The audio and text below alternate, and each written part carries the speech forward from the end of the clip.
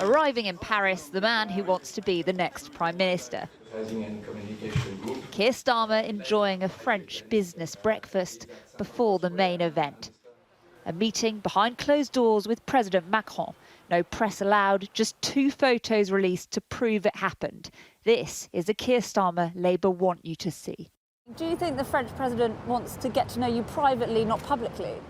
We had a very constructive and positive meeting, which, as you can imagine, covered a wide range of issues on my mind and on the President's mind, and to discuss ideas about how we would improve the relationship between our 2 countries, and for me to put on the table my ideas if we're privileged enough to win the election. The French side keen not to endorse an opposition leader, but it seems the meeting went well. This was a 45-minute one-on-one meeting. That is rare for the French president. And gifts were exchanged. From the Labour leader, there was an Arsenal shirt, and from President Macron, some cufflinks. There's no doubt it's a good look for the man who wants to be the next Prime Minister. The bigger question, though, and the bigger challenge will be when it comes to his foreign policy.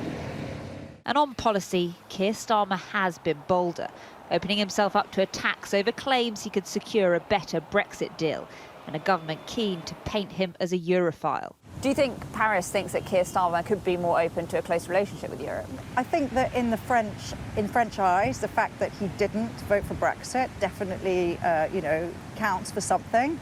Particularly when it comes to defence and security, that sort of strategic culture the British have is missing. So I think that a structured dialogue, Keir Starmer's put that on the table, that kind of thing is very valuable, could be very valuable for the French.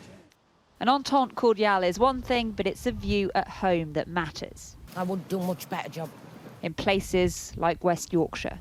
Well, he's probably trying to cement a bit of future for himself, but no, it's not his place at the moment. I think that there are opportunities for improving.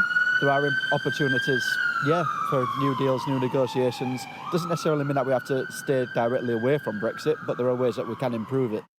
President Macron's not the first world leader Keir Starmer has courted, and he's not the first opposition leader to do so. Tony Blair famously got on with Bill Clinton before entering number 10. David Cameron met with President Obama. But it's a sign that Paris are looking ahead at the man who could well be the next Prime Minister. Ali Fortescue, Sky News, Paris.